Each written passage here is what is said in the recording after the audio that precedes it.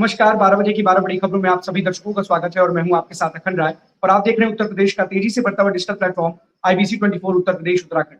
12 बजे की महत्वपूर्ण खबरों की शुरुआत करते हैं। आपको बता दें कि शिक्षक भर्ती की राह देख रहे अभ्यर्थियों के लिए एक बड़ी खुशखबरी है। उत्तर प्रदेश सरकार जल्द ही बड़े पदों पर भर्ती निकालने वाली है और शिक्षकों की जो राह जो तमाम जो शिक्षकों की शिक्षक के लिए तैयारी कर रहे थे बच्चे जो अभ्यर्थी हैं उनके लिए बड़ी खुशखबरी है, क्योंकि करीब 60,000 पदों पर शिक्षा चयन आयोग भर्ती निकालने वाला है। आपको बता दें कि 2018 में 69,000 शिक्षक भर्ती हुई थी और उसके बाद कोई भी भर्ती नहीं हुई है।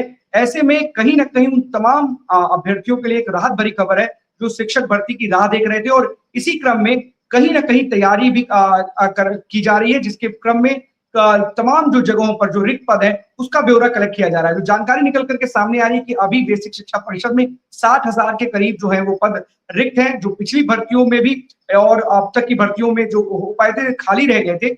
इसके बाद कहीं ना कहीं इन रिक्त पदों पर अब भर्ती निकालने की तैयारी कर रहा है बेसिक शिक्षा विभाग। आपको बता दें कि पहले 2018 में 69,000 शिक्षकों की भर्ती हुई थी और उसके बाद कोई भी बड़ी शिक्षक भर्ती नहीं हुई है। ऐसे में तमाम जो शिक्षकों के लिए बड़ी खुशखबरी है। आपको पहले ग्रामीण इलाकों में 48,000 करीब पद रिक्त हैं। वहीं अगर शहरी क्षेत्रों की बात की जाए या नगरीय क्षेत्रों की बात की जाए तो करीब 11,508 ऐसे जो पद हैं वो रिक्त हैं। इसी को लेकर के कहीं ना कहीं ये पहली बार शिक्षा चयन आयोग ये भर्ती निकालने जा रहा है, क्योंकि इससे पहले जो इस तरीके की भर्तियां थी इसमें पीएनपी कराता था, लेकिन अब इस बार शिक्षा चयन आयोग भर्ती कराने वाला है और कहीं ना कहीं इसको लेकर के साफ तौर पर तैयारियां भी तेज कर दी गई हैं। और आपको बता दें मुख्यमंत्री योगी आदित्यनाथ ने पहले भी कहा है कि जितने भी पद हैं जो खाली हैं जिस विभाग के हों उनको लाया जाए और उन पदों पर भर्ती निकाली जाए, क्योंकि बहुत समय से ये मांग हो रही थी कि बहुत सारे पद खाली हैं लेकिन भर्ती नहीं की जा रही है, जिससे लोगों में, युवाओं में, बेरोजगारों में खासा रोष था, जिसको देखते हुए कहीं ना कहीं अब उत्तर प्रदेश सरकार इस चीजों को लेकर के सीरियस नजर आ रही है और अब कहीं ना कहीं अधिकारी भी अब इस पर काम करते हुए दिखाई दे रहे हैं। और शिक्षक भर्ती से जुड़ी एक बड़ी खबर है जहां पर शिक्षक की तैयारी करने वाले जो छात्र हैं, अभ्यर्थी हैं, उनके लिए बड़ी खुशखबरी है, क्योंकि ग्रामीण इलाकों की बात की जाए तो वहां पर 48,000 पद है। वहीं अगर नगरीय क्षेत्रों की बात की जाए तो 11,508 है। कुल मिलाकर अगर बात की जाए तो 60,000 पदों पर यह भर्ती निकलने वाली है, जो तमाम लोगों के लिए एक राहत भरी खबर है।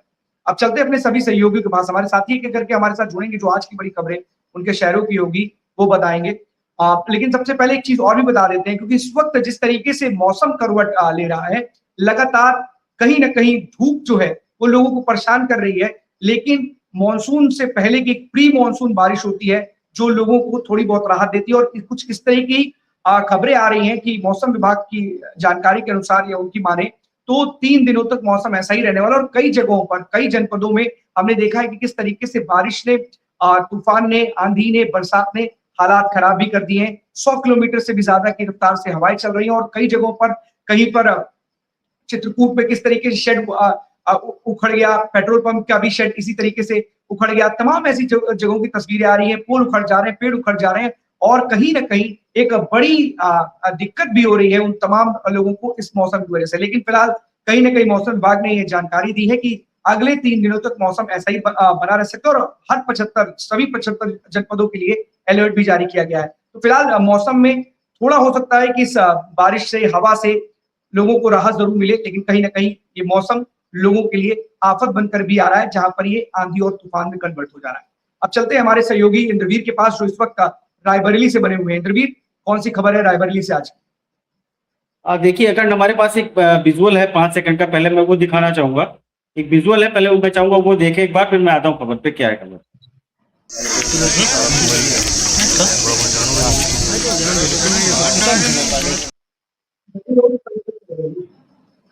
देखिए अगर ये विजुअल था और ये विजुअल में आज सुबह जो है थाना गुरबख्शगंज लगता है, अगर मैं बात करूं तो जो है तहसील वहां पे थाना गुरबख्शगंज है। थाना गुरबख्शगंज क्षेत्र के अंतर्गत एक गांव है जहां पर जो है इसमें निधि का वो है, तो उसमें जो है अपना पता चला कि आने वाले समय में आज एक संदिग्ध व्यक्ति की जो है हालत साइकिल के साथ उसको बरामद किया गया है।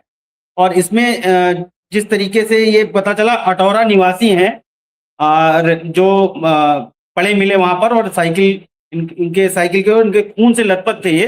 इनका पूरा नाम अगर मैं बात करूं तो शंभू उर्फ सिद्धू के रूप में हुई है। परिजन ने हत्या की आशंका जताई है। लेकिन अभी जब इस पे हमारी क्षेत्राधिकारी अमित सिंह से बात हुई तो अमित सिंह ने बताया कि अभी तक फिलहाल ऐसा कोई तहरीर या ऐसी कोई चीजें निकल के सामने नहीं आई, लेकिन हाँ चोटें मिली हैं, हेड इंजरी है और जिस अवस्था में मिले हैं खून से लथपथ है, लेकिन अभी तक किसी तरीके कोई तहरीर या कुछ भी ऐसा नहीं मिला है रायबरेली पुलिस को या यूं कहें गुरबख्शगंज पुलिस को, जिससे हम पुष्टि करें कि हत्या है या नहीं। लेकिन 50-50 की आशंका उन्होंने जताई है और जिस तरीके से उन्होंने हमसे जब IBC 24 से बात हुई थी उन्होंने बताया कि ये संदिग्ध परिस्थितियों में खेत के पास इनकी बॉडी मिली है और सुबह का मामला है। थाना गुरबख्शगंज अटौरा जो है गांव लगता है और उस वहां पर आज सुबह सनसनीखेज खुलासा ये हुआ और देखने जब ग्रामीणों ने देखा तो काफी ज्यादा तादाद में वहां पर भीड़ इकट्ठे हो गई। पुलिस आई,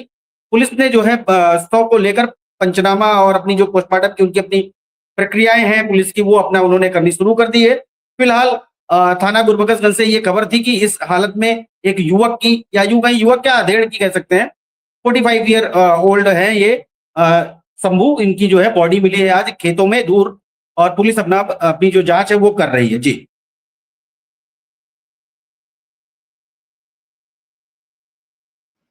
इंद्रवीर, शिनाख्त हो पाई है कौन वो व्यक्ति है, परिजन, ये कोई? बिल्कुल शिनाख्त हुई है। मैंने बताया नहीं कि शिनाख्त इनकी जो है इनके गांव के पास अटौरा गांव है और अटौरा गांव के पास इनका नाम जो है निवासी शंभू उर्फ छद्दू के रूप में हुई है। परिजनों ने हत्या की आशंका जताई है और अभी तक अगर हत्या की आशंका वे परिजन व्यक्त कर रहे हैं और पुलिस कह रही है कि तहरीर मिली नहीं है, तो दोनों चीजें तो कॉन्ट्राडिक्टरी हैं। एक तरफ तो हत्या के आरोप लगा रहे हैं परिवार वाले, तो पुलिस कह रही है तहरीर नहीं मिली। कई चैनलों में अगर मैं बात करूं, न्यूज चैनलों में या सोशल मीडिया पे हत्या ही चल रहा है, लेकिन हम एक ऐसे कह सकते हैं कि हम वो जर्नलिज्म करते हैं जो शायद जब तक पुष्टि ना हो जाए हमारा कहना उचित नहीं है। और अभी जब इस मामले पे क्षेत्राधिकारी से बात हुई अमित सिंह की तो उन्होंने बताया कि अभी तक फिलहाल कोई तहरीर, लगभग अगर मैं बात करूं तो 11:30 बजे तक कोई तहरीर पुलिस वालों को नहीं मिली थी। और ये जो बता रहे हैं गांव में ऐसी चर्चाएं हैं और ऐसे है जिस कंडीशन में बॉडी मिली है उसको देखते हुए परिवार वाले और सब लोग, लेकिन पुलिस का कहना है अभी तक मुझे जब तक तहरीर नहीं मिलेगी, पुलिस को जब तक तहरीर नहीं मिलेगी तब तक हम कैसे पुष्टि कर दें कि क्या है। तहरीर मिलेगी तो उस एंगल पर भी काम होगा, लेकिन पुलिस का कहना है हम सारे एंगल पे काम कर रहे हैं और जल्द से जल्द इस हत्या का कह सकते हैं या इस संदिग्ध परिस्थितियों में जो मौत हुई है इसकी जो भी पीछे होगा वो सामने आएगा। बिल्कुल। तो इंद्रवीर, जो परिवार वाले हैं जब क्योंकि अगर वो हत्या का आरोप लगा तो क्या उन्होंने किसी का नाम लिया है, किसी तरह की जानकारी निकल के आ रही है सामने कि पुलिस वालों पे भले ही तहरीर ना दी हो किसी पर आरोप लगाया? क्योंकि आमतौर पर हमने देखा है कि चाहे वो विनीत राय हत्याकांड हो गाजीपुर में, वहां पर भी परिवार वालों ने किसी न किसी गैंग पर आरोप लगाया था, किसी पर आरोप लगाया था। अगर हत्या की बात की जा रही है तो क्या किसी तरह की कोई दुश्मनी की बात है, किसी व्यक्ति का नाम सामने आ रहा है इस पूरे मामले में? नहीं, देखिए अखंड अभी किसी तरीके की हत्या की आशंका जताई है, अभी किसी तरीके का कोई नामजद या कोई ऐसा उन्होंने परिवार वालों ने भी नहीं दिया है। और मैं एक बार फिर से बता दूं कि हत्या की आशंका जताई जानकारी के अनुसार शंभू ट्यूबवेल पर सोने गया था। अगर मैं बात करूं तो खेत में ही बगल में ट्यूबवेल थी और जानकारी के अनुसार ये पता चला कि वहां पर सोने गए थे और उसके बाद सुबह जब वो उठे तो उनके साथ ये वाकया हुआ। और मैं आपको बता दूं उसका पूरा शव जो है निधि गांव के पास मालिन बाग में जो है पड़ा मिला है। तो अभी तक फिलहाल परिवार का ऐसा कहना है कि इसको मार दिया गया होगा, लेकिन अभी तक कोई रिटर्न में ऐसी चीजें नहीं और ना ही परिवार की तरफ से किसी को अभी तक नामजद किया गया है। जी हाँ बिल्कुल, क्योंकि जिस तरीके से आजकल लगातार इस तरीके की घटनाएं घट रही हैं, कहीं ना कहीं बहुत सारी चीजें इसमें होती हैं कि कहीं ना कहीं लोग जो है या कानून व्यवस्था को लोग एक चैलेंज दे रहे हैं जो इस तरीके का अपराधी है। फिलहाल इस पूरे मामले पर अभी भी कुछ भी कहना जल्दबाजी होगी, क्योंकि पुलिस इस पूरे मामले की जांच कर रही है और तह तक जाकर के आरोपियों तक पहुंचेगी अगर इस तरीके की घटना घटित होगी तो। ऐसे में फिलहाल पुलिस के सामने एक बड़ी चुनौती है। हत्या का मामला, परिवार वालों का आरोप है कि हत्या की गई है, वहीं पुलिस इसको हर एंगल से जांच रही है कि आखिरकार इस हत्या के पीछे वजह क्या है। फिलहाल क्योंकि अभी तक कोई जब जानकारी निकल करके सामने आ रही है, किसी दुश्मनी की बात नहीं आ रही है, तो पुलिस के लिए काफी चैलेंजिंग होगा। फिलहाल इंद्रवीर इस पूरी खबर पर जरूर नजर बना रखिएगा, जो भी अपडेट होगा हमारे दर्शकों को जरूर दीजिएगा, क्योंकि लगातार इस तरीके की घटनाएं कहीं ना कहीं एक तरीके से सवाल भी खड़े कर रही हैं। लेकिन हर घटना की जांच पुलिस अपने स्तर पर करती है और इस घटना की भी जांच करेगी। और इस वक्त लगातार उत्तर प्रदेश पुलिस कोई भी मामला हो, चाहे छोटा हो या बड़ा मामला हो, सबके खुलासे करती हुई नजर आ रही है। अब इस मामले में भी देखना होगा कि कब रायबरेली पुलिस इस मामले का खुलासा करती है और इसके पीछे की क्या वजह बताती है। बहुत बहुत धन्यवाद आपका इंद्रवीर इस तमाम जानकारी के लिए। शुक्रिया। आपको बता दें कि उत्तर प्रदेश राजधानी लखनऊ में, या यूं कहें कि पूरे प्रदेश में जिस तरीके से धर्मांतरण के मामले मेडिकल कॉलेजेस में आ रहे थे, केजीएमयू के लखनऊ में जिस तरीके से आया था, जिसमें एक आरोपी डॉक्टर की गिरफ्तारी भी हुई थी, इसको लेकर के राज्यपाल आनंदीबेन पटेल ने निर्देश दिया और कहीं ना कहीं एक धर्मांतरण रोकथाम के लिए सेल बनाने की बात की गई मेडिकल कॉलेजेस में, जिसका काम होगा निगरानी करने का, और मेडिकल कॉलेज की भी निगरानी करेंगे और इस धर्मांतरण ये सेल होगी जो ये कहीं ना कहीं धर्मांतरण की रोकथाम के लिए, क्योंकि कई मामले निकल करके सामने आ रहे थे, चाहे वो मेडिकल कॉलेज की बात की जाए या फिर किसी अस्पताल की बात की जाए, इसी को लेकर के लगातार अब इसके लिए कहीं ना कहीं धर्मांतरण रोकथाम एक सेल बनाने की बात कही गई है और इसका काम निगरानी ही करना होगा, क्योंकि बहुत सारे ऐसे मामले आए थे जहां पर धर्मांतरण का आरोप लगा था, चाहे डॉक्टर्स के खिलाफ, और इसी को लेकर के एक डॉक्टर था, उसकी गिरफ्तारी भी हुई थी, कई दिनों तक फरार था, और कहीं ना कहीं इस पूरे मामले पर जिस तरीके से एक दूसरे के आमने सामने लोग नजर आ रहे थे, कहीं ना कहीं केजीएमयू प्रशासन के ऊपर भी सवाल खड़े कर रहे थे और कहीं ना कहीं जो मुद्दा था वो राजनीतिक होता दिखाई दे रहा था, लेकिन अब इसी की रोकथाम के लिए एक सेल बनाई गई है और इस सेल का जो काम होगा वो यही होगा कि निगरानी रखी जाए और इस तरीके के मामलों को रोका जाए। तो सबसे बड़ी बात है कि बहुत सारे मामले इस तरीके के देखने को मिल रहे हैं और कई तरीके के एक ग्रुप बनता है, व्हाट्सएप ग्रुप बनता है और इसमें इस तरीके के लोगों को टास्क दिए जाते हैं। बहुत सारी ऐसी चीजें निकल करके सामने आई थी पुलिस की जांच में और अब कहीं ना कहीं जिस तरीके से चीजें आगे बढ़ रही है, अब इसी की रोकथाम के लिए धर्मांतरण सेल बनाने की भी बात कहीं ना कहीं हो गई है और राज्यपाल आनंदीबेन पटेल ने इसको लेकर के आदेश और निर्देश भी दिए हैं। इटावा से खबर आ रही है, इटावा से खबर आ रही है कि जहां रात में एक मजार थी, वहां पर सुबह जंगल मिला है। आपको बता दें कि जो मजार थी जहां पर, जिस जगह पर, वहां पर वन विभाग की टीम ने उस मजार को तोड़ करके वहां पर प्लांट लगा दिए हैं, वहां पर पौधे लगा दिए हैं, जो लोगों के लिए एक अचंभे से कम नहीं है, क्योंकि जहां पर रात में मजार थी, सुबह होते होते वहां पर जंगल हो गया, तो अपने आप में कहीं ना कहीं लोगों के लिए एक बड़ी आश्चर्यजनक घटना हुई थी। आखिरकार कैसे रातों रात जो मजार वाले, जहां पर जिस जगह पर मजार थी वहां पर समतल जमीन हो गई और वहां पर पौधे लगे। बहुत सारे ऐसे जो अवैध अतिक्रमण थे, जहां पर अवैध कब्जा किया गया था, लगातार उस पर कार्रवाइयां हो रही है, चाहे वो संभल में हो, चाहे वो कहीं पर भी हो, और देवरिया में भी हमने देखा था किस तरीके से वहां पर अवैध अतिक्रमण पर बुलडोजर चला था और लगातार एक के बाद एक इस तरीके के अवैध जो अतिक्रमण है उस पर लगातार बुलडोजर चल रहा है और इस तरीके के अवैध कब्जों को मुक्त कराया जा रहा है। और इसी के तहत इटावा में भी एक कार्रवाई देखने को मिली, जहां पर बुलडोजर एक्शन के बाद जो मजार थी उसका नामो निशान मिट गया और वहां पर जिस जगह पर मजार थी वहां पर कहीं ना कहीं साफ तौर पर एक जंगल नुमा स्पेस दिखने लगा और वहां पर कई सारे पौधे भी दिखने लगे, जिसके बाद कहीं ना कहीं ये जो घटना घटित हुई है इसको लेकर के चर्चा का बाजार गर्म है। चारों तरफ इसको लेकर के चर्चा है कि आखिरकार इस तरीके से एक मजार को जो रातों रात डिमोलिश करके वहां पर किस तरीके से रात के अंधेरे में ही वहां पर प्लांट लगा दिए गए। फिर भी लगातार एक के बाद एक उत्तर प्रदेश शासन के साथ साथ जो तमाम विभाग है जो जिनकी जमीनों पर कब्जा हुआ है वहां पर लगातार कोर्ट के माध्यम से इस तरीके की कार्रवाइयों को कर रहे हैं, जिन पर कब्जा जो है हटाया जा रहा है, क्योंकि बहुत सारी ऐसी शिकायतें आई थी कि बहुत सारी जगहों को कब्जा कर लिया गया है, चाहे वो सरकारी जमीन हो, ग्राम समाज की जमीन हो या फिर रेलवे की जमीन हो, तमाम जगहों पर इस तरीके के अतिक्रमण पर लगातार कार्रवाई होती हुई दिखाई दे रही है। एक घटना आपको बताते हैं वाराणसी की है। वाराणसी से एक ऐसी घटना सामने आई है जिसने कहीं ना कहीं एक बार फिर से सवाल खड़े कर दिए हैं कि एक युवक है मोहम्मद समीर, जिसका नाम बताया जा रहा है, उसने अपनी गर्लफ्रेंड को पिल्स दे दी थी, जिसके बाद उसकी मौत हो गई। तो बता दें कि किसी वजह ये जो मोहम्मद समीर है वाराणसी में रहता है और दोनों जो है वो नर्सिंग किसी कॉलेज में छात्र हैं और एक ही जगह पर थे। इनकी दोस्ती हुई, जिसके बाद इनके बीच में संबंध बने। लड़की जो थी वो 3 महीने की प्रेग्नेंट हो गई, जिसके बाद वो कई जगह गए, उन्होंने सोचा कि अबॉर्शन करा लें, लेकिन कई जगहों पर डॉक्टर ने मना कर दिया और पेरेंट्स को लाने की बात की, जिसके बाद इन्होंने खुद नर्सिंग के छात्र होने की वजह से तमाम तरीकों को उसमें उन्होंने ढूंढने का प्रयास किया, लेकिन इनको सफलता हाथ नहीं लगी। किसी ने भी इनकी मदद नहीं करने की सोची, तो इन्होंने यूट्यूब से देख करके पिल्स का सहारा लिया, जिसके बाद दोनों इस मामले पे राजी हुए। जैसा कि आरोपी युवक जिसको गिरफ्तार किया है पुलिस ने, उसके मुताबिक ये बताया जा रहा है कि उन्होंने पिल्स खरीदी और जब इस पिल्स को खाया उस लड़की ने, तो कहीं ना कहीं उसकी हालत बिगड़ गई। अस्पताल जाने से पहले जब वो सीढ़ी से उतर रही थी तो आप उसको बहुत तेज ब्लीडिंग हुई, जिसके बाद स्थितियां बिगड़ गई और उस लड़की की मौत हो गई।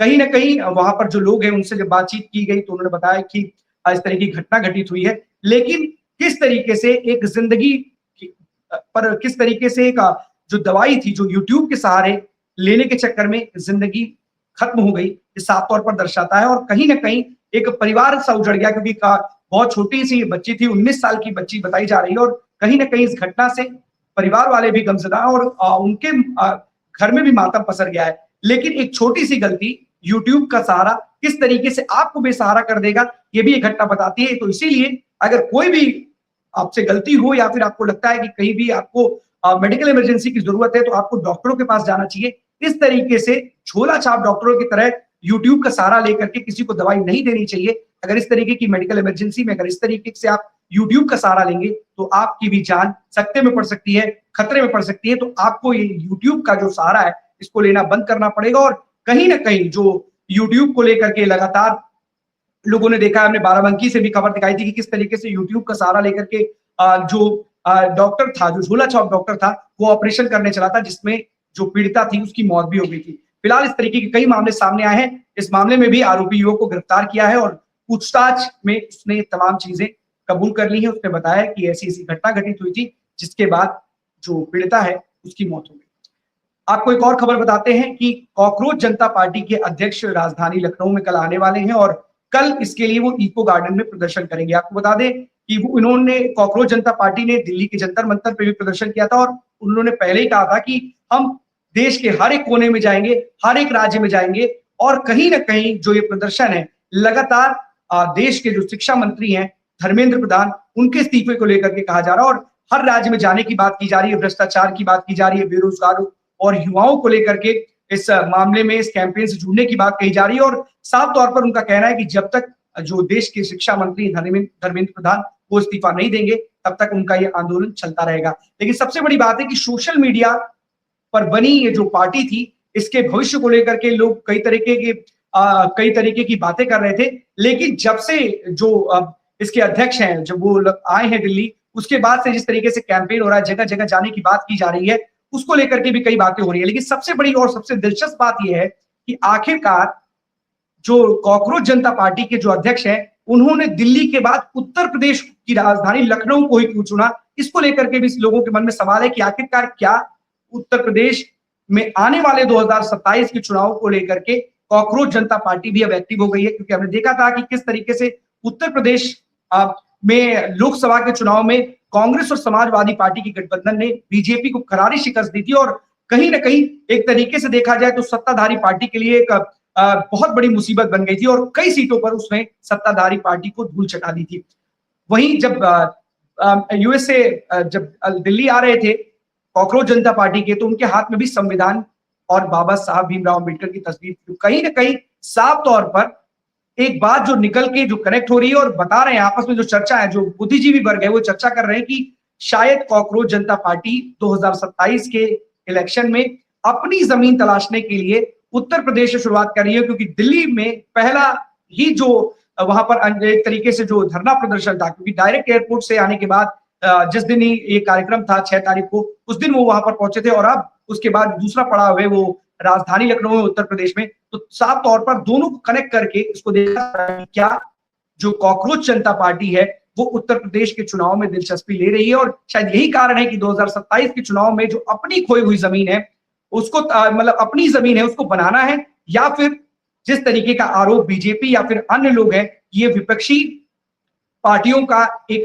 समानांतर राजनीतिक दल है जो कहीं ना कहीं विपक्षी पार्टियों के लिए काम कर रहा है और उसकी ही विचारधारा को आगे बढ़ाता हुआ नजर आ रहा है। लेकिन इतना जरूर है कि कल जिस तरीके से यहाँ पर इको गार्डन वो आने वाले हैं, उसको लेकर किस तरीके की तैयारियां हैं, इस पर भी आगे चर्चा करेंगे, बताएंगे कि क्या अनुमति उन्होंने ली है, किस तरीके का प्रदर्शन है, कितने लोग यहाँ पर इकट्ठा होंगे। हमें दिखाएंगे भी कल कि किस तरीके से जो कॉकरोच जनता पार्टी के जो अध्यक्ष है वो यहाँ पर आ रहे हैं और इस जो प्रदर्शन में, इस धरना प्रदर्शन में जो भी उनका प्रदर्शन होगा इको गार्डन में, उसमें किस तरीके की भीड़ नजर आती है और किस तरीके का उनको समर्थन प्राप्त होता है। क्योंकि दिल्ली में और उत्तर प्रदेश में फर्क अलग अलग है, लेकिन कहीं ना कहीं जिस तरीके से कॉकरोच जनता पार्टी अब लगातार आगे बढ़ती हुई एक के बाद एक नए समीकरण तलाशते हुए अपने आप को स्टैब्लिश करने के लिए जगह जगह प्रदर्शन की बात कर रही है और जगह जगह आयोजन करने की बात कर रही है, साफ तौर पर बताती है कि वो भी कहीं ना कहीं 2027 के लिए अपने आप को मजबूती से जमीन पर उतारने की तैयारी कर रही है।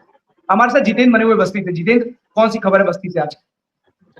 बिल्कुल अखंड, जिस तरीके से आपने बताया कि वाकई में जो कॉकरोच जनता पार्टी है उसको लेके कहीं ना कहीं वाकई में जो बस्ती के जो युवा है कहीं ना कहीं वो भी काफी तरीके से लोग एक्टिव दिख रहे हैं, क्योंकि इस संगठन से जुड़ने के लिए वाकई में जैसे कि जो समय था, जिस समय जो है कॉकरोच जनता पार्टी जिस तरह में जो अजीत थे, जिस तरीके से वो दिल्ली आ रहे थे, क्योंकि उस समय मैं स्वयं दिल्ली में मौजूद था वहां पे, जिस तरीके से जंतर मंतर पे लगातार वहां देखा गया था जो भीड़ थी, क्योंकि वर्तमान स्थिति की बात की जाए तो मैं स्वयं वहां पे मौजूद था, जिस तरीके से देखा गया तो भीड़ भारी संख्या में, तो कहीं ना कहीं जो बस्ती के युवा है वो भी पूरी तरह से इस पार्टी से जुड़ना चाहते हैं, इस पार्टी का मुहिम बनना चाहते हैं, कहीं ना कहीं उसको लेके बस्ती के जो युवा है वो पूरी तरह से एक्टिव है। एक चीज खास ये देखा गया था कि जो युवा थे उनका भी मानना है कि शायद इस पार्टी के आने के बाद में जो पिछले कई वर्षों से बात की जिस तरीके से भ्रष्टाचार की बात की जाए, क्योंकि उनका जिस तरीके से एक ही मुद्दा था, नीट की परीक्षा जिस तरीके से लीक हो गई, उसका पेपर लीक हुआ था, उसको लेके लगातार जो विरोध उस तरीके से व्यक्त हो रहा था, उसको देखते हुए उन्होंने साफ कहा कि कहीं ना कहीं ऐसी पार्टियों का आना बहुत जरूरी है। जिस तरीके से जो युवा, क्योंकि जिस तरीके से राजस्थान में भी देखा गया था कि नीट परीक्षा जो है लीक होने के बाद में एक जो छात्र है वो किस तरह से आत्महत्या कर लेता है, स्वयं उस तरीके से कई ऐसे छात्र हैं जो लगातार जो अपने पेरेंट्स की वजह से वो लगातार जो नीट का एग्जाम देते हैं, लेकिन लीक होने के बाद में इस तरह से दिक्कतें होती है। तो बस्ती के जो युवा है उन्होंने भी एक पार्टी के साथ जुड़ने के लिए पूरी तरह से अग्रेसिव है। कुछ लोगों ने ऑनलाइन पार्टी भी ज्वाइन की है, उनके संगठन की मुहिम का हिस्सा बनने के लिए स्वयं बस्ती से दिल्ली भी पहुंचे, अलग अलग राज्यों से लोग पहुंचे। तो जिस तरीके से जो कॉकरोच जनता पार्टी उसको देखते हुए इस तरह की चीजें देखना स्वाभाविक बात है। जनता पूरी तरह से एक चाहती है, ये कह सकते हैं कि बस्ती के युवा कुछ चाह रहे हैं। तो अब ये देखना होगा क्या आने वाले समय किस तरीके से इस पार्टी से लोग जुड़ेंगे, क्या ये पार्टी आगे चलती या यूं जिस तरीके से विपक्ष की बात की जाए या पक्ष की बात की जाए, तरीके से लोगों का आरोप देखिए कॉकरोच जनता पार्टी कुछ ही दिनों की बात है, कॉकरोच ने कभी किसी का जो है हर जो है हित चाहे कि नहीं चाहे, तमाम ऐसी चीजें हैं जो लगातार एक स्लोगन बनती हुई चली आ रही है। फिलहाल अब आगे देखना होगा कि इस पार्टी से जुड़ने के बाद या इस पार्टी के मुहिम से क्या लोगों को फायदा होगा, क्या यह पार्टी वाकई में अभी रहेगी या कुछ दिनों के बाद में फिर से ध्वस्त हो जाएगी, क्या देखना होगा खंड। हाँ बिल्कुल जितेंद्र, सबसे बड़ी बात है कि कोई भी राजनीतिक जब नया दल आता है और कहीं ना कहीं एक होड़ सी होती है कि हम भी इस पार्टी के सदस्य बन जाए क्योंकि हमें कोई पद मिल जाएगा। हमने युवाओं में देखा है जो राजनीति में ज्यादा दिलचस्पी रखते हैं, उनके लिए कोई इस तरीके की पार्टी जो इस वक्त सोशल मीडिया पर उभरी हो तो कहीं ना कहीं उनके मन में दिलचस्पी। और जब ये पार्टी बनी थी कॉकरोच जनता पार्टी, तो हमने देखा था कई लोगों ने खुद को अपने आप को जिला अध्यक्ष घोषित कर लिया था, किसी ने प्रदेश अध्यक्ष घोषित कर लिया था। तमाम ऐसी इस तरीके की तस्वीरें हमने सोशल मीडिया पर भी देखी थी। लोगों का जो मेन एम है, लोगों का यूं कहें कि जो राजनीति में दिलचस्पी रखते हैं उन युवाओं का मेन एम है कि वो भी किसी न किसी से इस तरीके से एक उभरती हुई पार्टी में किसी न किसी सक्रिय भूमिका में नजर आए। क्योंकि आमतौर पर जब कोई पुराने राजनीतिक दल हो, चाहे वो समाजवादी पार्टी हो, कांग्रेस हो, बीजेपी हो, वहां पर शायद उनको स्टारडम उतना नहीं मिल पाएगा, चाहे उतना स्पेस नहीं मिल पाएगा। लेकिन नई उभरती हुई पार्टी में बहुत सारे जो युवा हैं जो राजनीति में दिलचस्पी रखते हैं, उन्हें लगता है कि शायद उनके भविष्य के लिए एक बेहतर विकल्प हो सकता है। क्योंकि जिस तरीके से आम आदमी पार्टी ने दिल्ली में अपनी एक नई पकड़ पहचान बनाई थी और कई लोगों का जो भविष्य सुनहरा हुआ था, तमाम राजनीतिक दलों को छोड़ करके वहां पर लोगों ने आम आदमी पार्टी का दामन थामा था। तो ऐसे में तमाम युवाओं के मन में भी एक दिलचस्पी है, इंटरेस्ट है कि कहीं ना कहीं वो भी इस पार्टी के साथ जल्द से जल्द जुड़े और शायद आने वाले भविष्य में वो भी इसका मुख्य चेहरा हो सकते हैं। हो सकता हो ये भी पार्टी सत्ता में आए। और बिल्कुल सही बात जितेंद्र आपने कही है कि क्या होगा ये तो भविष्य पे निर्भर करता है, लेकिन लोगों का इंटरेस्ट है, लोगों को लगता है कि हम भी इससे जुड़े, इस पार्टी से जुड़े। लेकिन हमने देखा है क्योंकि दिल्ली में जिस तरीके से आम आदमी पार्टी ने अपने आप को स्टैब्लिश किया, कई वर्षों तक उसने दिल्ली में राजधानी में राज किया, लेकिन वहां से वो साफ हो गई। वहां के बाद उसने पंजाब में भी अपनी पैठ पढ़ाई और वहां पर भी उसने सरकार बना ली। लेकिन उत्तर प्रदेश को समझने वाले जो तमाम जो एक्सपर्ट्स हैं, उनका मानना है कि कॉकरोच जनता पार्टी के लिए उत्तर प्रदेश में राह उतनी आसान है नहीं। क्योंकि दिल्ली में आम आदमी पार्टी जैसी पार्टी जब अपने आप को यूपी में स्टैंड नहीं कर पाई, तो कॉकरोच जनता पार्टी के लिए यूपी में अपने आप को स्टैंड कर पाना अपने आप में एक बड़ी बात है। फिर भी एक सवाल है जितेंद्र, जो युवा बड़ी दिलचस्पी के साथ इस पार्टी से जुड़ना चाहते हैं, वो इस पार्टी में क्या देख रहे हैं? आपने उनसे बातचीत की होगी तो उनको क्या लगता है कि ऐसा इस पार्टी में क्या नया है जिसकी वजह से उनको कॉकरोच जनता पार्टी ज्यादा अच्छी लगती है, या उनके साथ वो बिल्कुल अगर देखिए एक चीजें बड़ी खास थी, बहुत कॉमन चीजें थी, क्योंकि वर्तमान समय की स्थिति वाकई में वहां मैं मौजूद था, स्थिति को देखने को एक चीज साफ थी क्योंकि युवाएं तो वाकई में भारी संख्या में उनके जो कांग्रेस जनता पार्टी के साथ जुड़ गया, मौके पे वहां पहुंचे भी। लेकिन किसी के पास यानी कुछ चुनिंदा के पास उसके बाद बाकी जो, तो ये नहीं कहते कि बहुत ठोस मुद्दे थे। कॉमन एक ही मुद्दा था कि भ्रष्टाचार और पेपर लीक। दूसरा इसके अलावा कोई ऐसे मुद्दे नहीं थे कि जिसकी ठोस वजह बता पाए कि हम इस पार्टी से जुड़ना चाहते हैं। क्योंकि देखिए, स्वाभाविक बात है, लगभग बाकी जो सभी राजनीतिक दलों की बात की तो कहीं ना कहीं जो शुरुआत होती है ना, वो वाकई में बात की जाए बस्ती के, सॉरी जो है दिल्ली के या तो रामलीला मैदान से या तो फिर जंतर मंतर से। तो स्वाभाविक बात है, जो शुरुआत जो राजनीतिक स्तर पे की जाती है वो ये दो मैदानों से की जाती है, क्योंकि सोचता ये। लेकिन एक भी ये भी खास है, जिस तरीके से आपने बताया कि वाकई में यूपी की अगर राजनीति में आपको जाना है तो स्वाभाविक बात है, राजनीति में घुसने के लिए आपको यूपी का सीना चीरना पड़ेगा, तभी आप शायद वहां पे जा पाएंगे। इसलिए यूपी और राजस्थान और बिहार को ऐसे ही नहीं कहा जा सकता कि बड़ी सीटों का ये प्रदेश है। तो कहीं ना कहीं स्वाभाविक बात है, कौन जिस तरीके से आम आदमी पार्टी ने दिल्ली में अपनी पैठ बटाई, दिल्ली की छोटी सीट थी, दिल्ली से उन्होंने यहाँ से निकल के आप पंजाब तक चले गए। यूपी उतना आसान नहीं था। जिस तरीके से संजय सिंह को पूरी कमान सौंपी गई थी यूपी की, लगातार पिछले चुनाव में उन्होंने लगातार हर क्षेत्रों में दौरा किया, बस्ती जनपद में कई बार उन्होंने दौरा किया। तो स्वाभाविक बात है, दौरा करना, अपनी पहचान बनाना, पार्टी के साथ एकत्रित होना, ये अलग बात है। लेकिन पार्टी में जुड़ना, पार्टी को संगठित करना और उसके मुद्दे के चुनाव लड़ना आपके पास एक अहम मुद्दा होना चाहिए। लेकिन वो मुद्दे कहाँ है? स्वाभाविक बात है, सारी पार्टियां सब लाइन में, सबका कहनामा है भ्रष्टाचार, सरकार में तमाम ऐसी चीजें हो रही, लेकिन ठोस वजह नहीं कर सकते।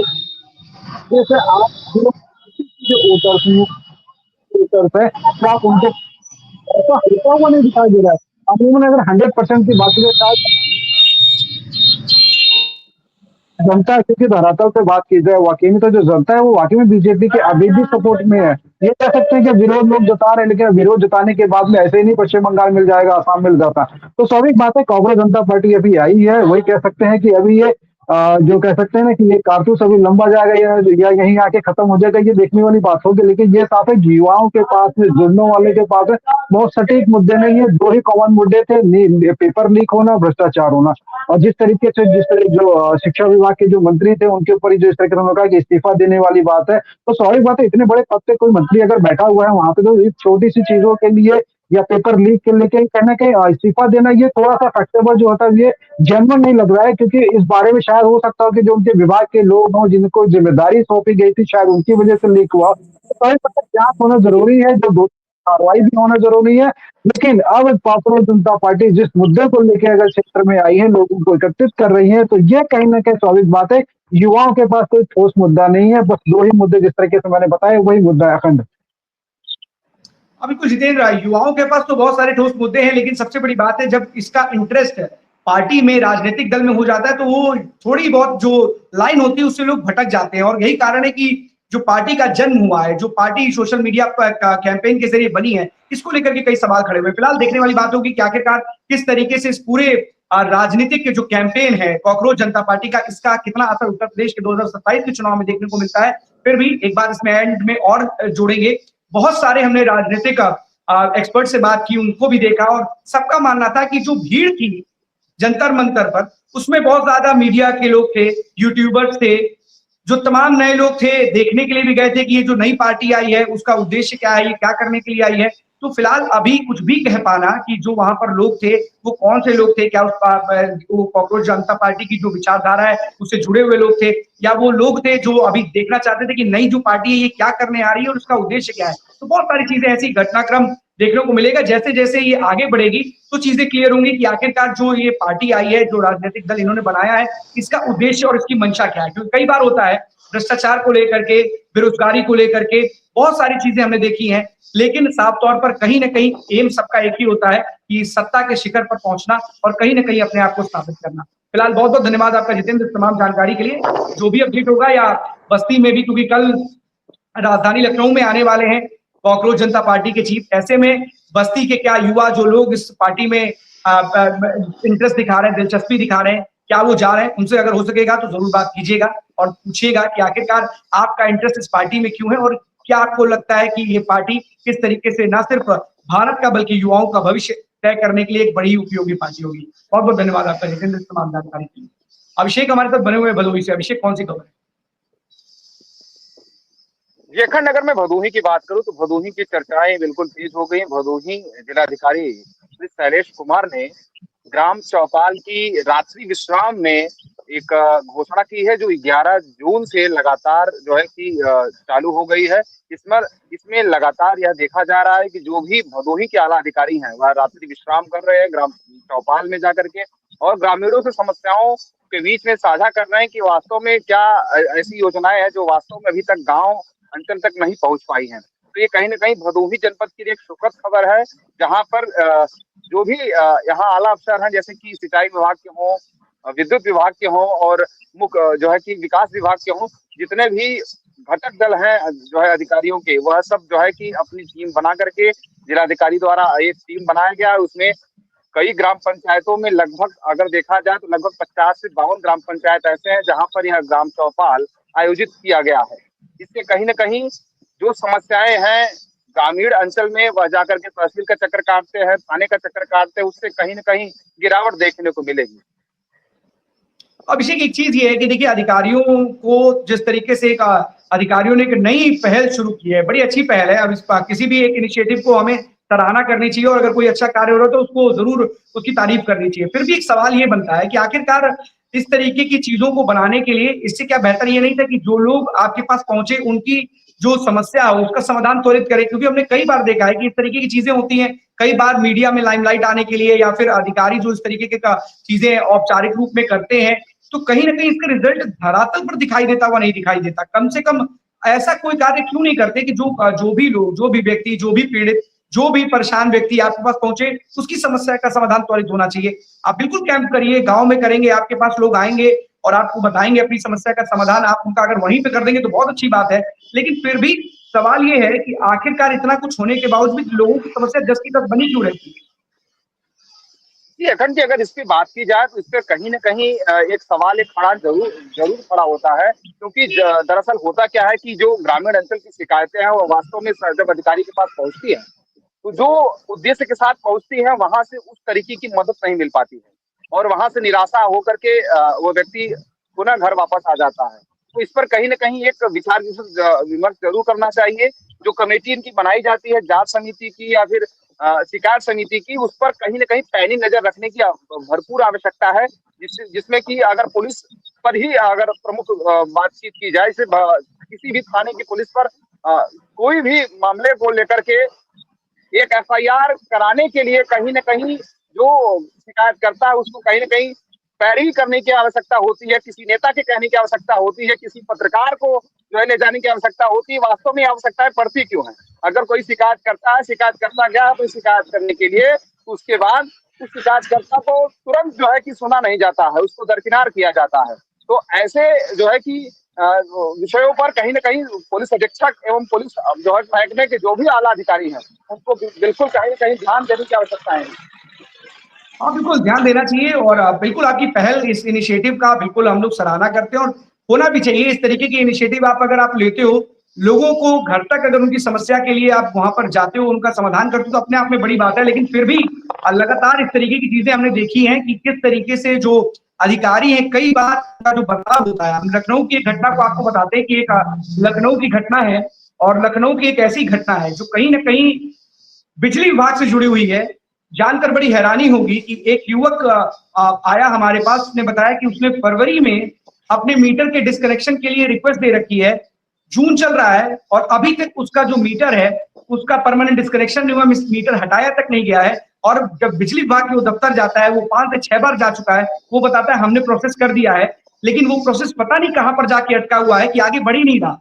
आखिरकार इस तरह की समस्याओं का फायदा, अगर आप समस्या को समाधान नहीं कर सकते, लोगों को परेशान किया जाता है। और वो बताता है कि जब हम कॉल करते हैं तो वहां से बोलता है, वो लोग कहते हैं ठीक है, और तुरंत वो कॉल करने के बाद मैसेज आता है कि आपकी समस्या का समाधान हो गया। तो तमाम ऐसी चीजें हैं जो कहीं ना कहीं बेहतर बनाने के चक्कर में और भी ज्यादा खराब करते हुए हम लोग आगे बढ़ रहे हैं, और इसका इम्पैक्ट ये हो रहा है कि जो तमाम लोग हैं वो परेशान नजर आ रहे हैं, उनको समस्याओं की उनका समाधान नहीं हो पा रहा है। तो कम से कम अगर हम हाईटेक सिस्टम बना रहे हैं तो उस हाईटेक सिस्टम के तहत लोगों को कम से कम इस तरीके का विश्वास दिला सके कि हाईटेक सिस्टम आपके लिए है। लोग अगर इसी तरीके से दफ्तरों के चक्कर काटेंगे, 5-5, 6-6 महीने तक छोटा सा काम नहीं हो पाएगा, तो लोग आखिरकार एक ही समस्या के लिए कब तक मैं इस पर ही प्रकाश डालना चाहूंगा जी। जैसे कि विद्युत कर्मचारियों की आपने बातचीत की, वास्तव में सही है, ये हकीकत है।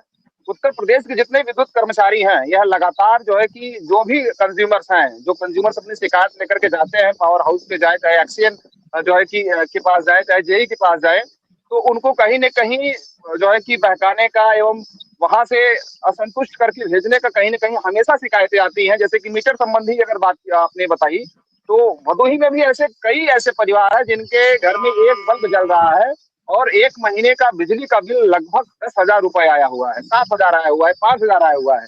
तो ऐसे लोग जब जाकर के पावर हाउस में या फिर जो भी विद्युत विभाग के आला अफसर है, उनसे जाकर के जब शिकायत करते हैं, तो उनको भी यही कहा जाता है, जाइए आपका कार्य हो जाएगा। लेकिन वह जब लगभग 2 महीने तक चक्कर काटते हैं कार्यालय का, तब जाकर के उनके काम में कोई न कोई बदलाव देखने को मिलता है। तो कहीं न कहीं यह जो अपने आप में एक सवाल खड़ा करता है कि विद्युत विभाग जिस तरीके से लगातार ए.के. शर्मा अपने ही विभाग के अधिकारियों से असंतुष्ट नजर आते हैं, उससे कहीं न कहीं आम पब्लिक में एक नया सवाल पैदा होता है कि आखिरकार में इस सरकार में इन्हीं के मंत्री जी द्वारा जो है कि यह कहा जाता है कि हमारे अधिकारी हमारी बात नहीं सुनते हैं, तो वास्तव में जनता की बात कैसे सुनेंगे अधिकारी? ये भी सवाल खड़ा होता है। बिल्कुल, ये साफ तौर पर कहीं न कहीं एक बड़ी समस्या बन चुका है और हम आम हर एक नागरिक, क्योंकि बिजली एक ऐसी चीज़ है, एक ज़रूरत है कि हर आदमी इससे जुड़ा हुआ है और कहीं न कहीं अगर इस तरीके की समस्या बन जाए कि उनका बिल को लेकर के इश्यू हो, उनके मीटर को लेकर के इश्यू हो, कोई सुनने वाला ना हो, कोई जवाब देने वाला ना हो, उस पे कार्रवाई करने वाला ना हो, केवल और केवल टाल-मटोली, टालना और कहीं न कहीं जो तमाम लोगों को फिर से वापस दफ्तर बुलाना, फिर वापस ये कह करके भेज देना कि अभी हमारे पास फाइल नहीं आई है, हमारा ये प्रोसेस में है, हमारे पास अभी इसको लेकर के काम नहीं, हमारे पास कई सारे काम हैं। तो आखिरकार ये स्थितियां ऐसे ही बन रही है और कहीं न कहीं लोगों की समस्या के लिए एक बहुत बड़ी समस्या बनती चली जा रही है और बिजली विभाग इस वक्त बहुत तेजी से लोगों को परेशान करने के लिए कहीं न कहीं एक यूँ कहें कि लोगों को परेशान करता हुआ दिखाई दे रहा है, तो गलत नहीं होगा। फिलहाल जो भी खबर होगी उस पे नज़र ज़रूर अपडेट बनाए रखिएगा अभिषेक। बहुत-बहुत धन्यवाद आपका। आदर्श हमारे साथ बने हुए हरदोई से। आदर्श, कौन सी खबर है हरदोई से आज की? देखिएगा अखंड जी, अखंड आज हम बताना चाहेंगे कि हमारी मौजूदगी इस समय बिलराम टिल्ली पर है। यहाँ पर कल मैंने जब पुलिस को लेकर एक खबर चलाई थी कि मुंडे में चला कोई पुलिसकर्मी तैनात नहीं है, केवल एक कुर्सी खाली पड़ी थी। आज भी एक कुर्सी खाली पड़ी है। हम दिखाना चाहेंगे, जब यहाँ पर मीडिया कर्मी IBC दिल्ली पर पहुंचे हैं तो एक पुलिसकर्मी आए कुर्सी पर बैठे हैं, लेकिन यहाँ पर जाम पहले तो आपको दिखाएंगे और चंद तरह की दूरी पर यहाँ यह राजानगर चौकी बनी हुई है जिसके अंदर पुलिसकर्मी बैठे हुए हैं। हम पूरी लोकेशन पर आपको दिखाएंगे। देखिए ये बिलराम टिल्ली पूरी लोकेशन है। ये जो रास्ता हमारे पीछे आप देख सकते हैं, ये रास्ता लखनऊ दिल्ली जाती है। लखनऊ दिल्ली से ये सीधे निकल जाएगी सांडी रोड, ये बिलग्राम रोड जाती है सांडी रोड। अब यहाँ पर और ये हमारे सिटी के अंदर रास्ता जाती है। अब हम उस पुलिसकर्मी से भी बात करेंगे कि जो अभी आए हैं। एक मिनट लाइव चल रहा है सर। अभी यहाँ पर पुलिसकर्मी नहीं था, अभी आप आए हैं। यहाँ जाम की स्थिति उत्पन्न हो जाती है। आप लोग कहाँ रहते हैं? अभी तो यही दुकान तक है। और पुलिसकर्मी कहाँ है? यहाँ पर देखिए, यहाँ पर 4 रास्ते गए हुए हैं। चैनल टीवी पर लाइव चल रहा है हमारा, ठीक है। एक रास्ता गई है सांडी रोड, दूसरी बिलग्राम रोड, तीसरी सिटी के अंदर, चौथी है लखनऊ, इधर से लखनऊ की जाती है, ठीक है। यहाँ पर सिर्फ आप आए हुए भी हो, मैं यहाँ देख रहा चौकी खाली पड़ी थी, ठीक है। और पुलिसकर्मी कहाँ है आपको? सामने वाले व्यक्ति का वहाँ पर बैठो, चौराहा में यहाँ पर बैठना होना चाहिए था। बैठना तो यही चाहिए, मगर ये लोग अकेले आप ही रहते हो?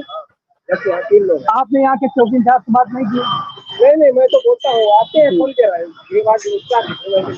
नहीं, क्यों नहीं बोले? आप जैसे ड्यूटी करते हैं, आपको बैठना चाहिए। आप भीड़ भाड़ होती है, समा जाते हैं।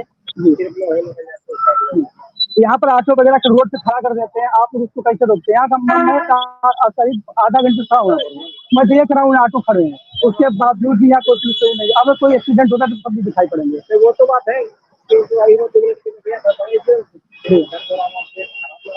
तो अखंड ये यहाँ की पुलिस की कार्यशैली है। जैसा कि मैंने बताया था कि हर चौराहे पर IBC पहुंचेगा, जहाँ पर पुलिसकर्मी नहीं होंगे सीधे लाइव तस्वीरें दिखाएगा और कप्तान क्या कार्रवाई करते हैं उन पर। अब ये भी देखने वाली बात होगी, यहाँ पर कोई घटना होती है सब पुलिसकर्मी नजर आते हैं। खैर यहाँ पर वहाँ एक पुलिसकर्मी आए हैं जो यहाँ एक के सारे पूरा चौराहा घूम रहा है, लेकिन और भी पुलिसकर्मी अभी नजारत है। हम अब आपको चौकी दिखाएंगे, तो यहाँ पर चौकी बनी है, देखिए चौकी की हम आपको लाइव तस्वीर चौकी पर देखिए। अखंड जी ये चौकी है, देखिए ये राजानगर की चौकी है। लाइव तस्वीर ये देखिए, आप सामने देख सकते हैं। सर एक मिनट बाहर आ जाइए, बाहर आ जाइए। ये चौकी सर चैनल हमारा लाइव चला चाहिए 2 मिनट आ गई 2 मिनट।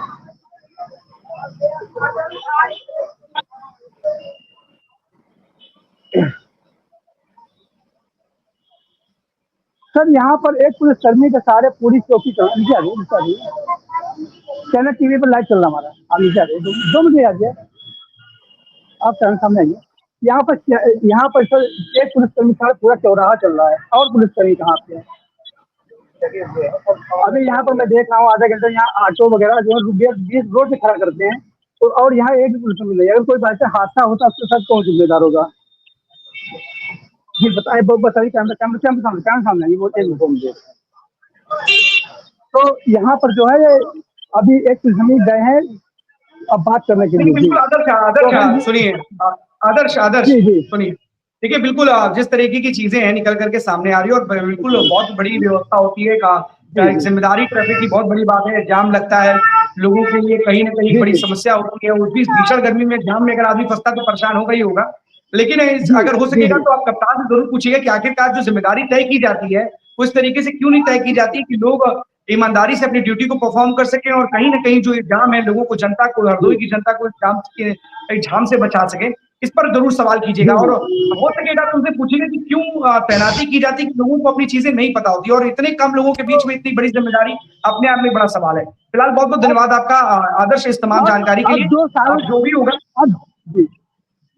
देखिए ये ऑटो खड़ा है सब 20 रोड पर। देखिए 20 रोड पे ऑटो खड़ा हुआ है। अब यहाँ 2 पुलिसकर्मी हैं, यहाँ पर इनके सारे सलाबी एक अब दूसरे भी आए हैं और जब इनसे बात की गई अब इसको ऑटो को यहाँ पर हटाया जा रहा है। ये है बिल्कुल आदर्श, इसको लेकर के सवाल भी कीजिए कि आखिरकार ये जो ईवी व्हीकल्स हैं, जो भी ईवी ऑटो रिक्शाज हैं, ये कहीं ना कहीं बड़ी समस्या बनते जा रहे हैं। बड़ी तादाद में लगातार आपके पीछे भी कई EV auto rickshaw, EV battery वाले चल रहे हैं, तो इसकी वजह से जाम लगता है। लेकिन पुलिस के सामने बड़ी चुनौती होती है जब पुलिस इनके ऊपर कार्रवाई करती है, जब इनका चालान काटती है तो लोग ये परेशान होकर के कहते हैं हम लोग गरीब हैं, हम लोगों का चालान काट रहे हैं। तो बहुत सारी दुविधा है, पुलिस के सामने भी परेशानी हो रही है, दुविधा हो रही है कि आखिरकार मैनेज कैसे करें। फिर भी आप इसको लेकर के कप्तान से जरूर बात कीजिएगा और आखिरकार इस जो जाम है इसको लेकर के क्या रणनीति उन्होंने अपनाई है, क्या ट्रैफिक प्लान है, इस पर जरूर बात कीजिएगा। बहुत बहुत धन्यवाद आपका आदर्श इस तमाम जानकारी के लिए। तो जिस तरीके से लगातार हमारे तमाम सहयोगियों ने आज की बड़ी खबरें बताई, हम फिर कल आपके सामने हाजिर होंगे और बड़ी खबरों के साथ कल फिर हम आपको 12 बजे 12 बड़ी खबर में मिलेंगे। तब तक के लिए दीजिए हमें इजाजत। धन्यवाद।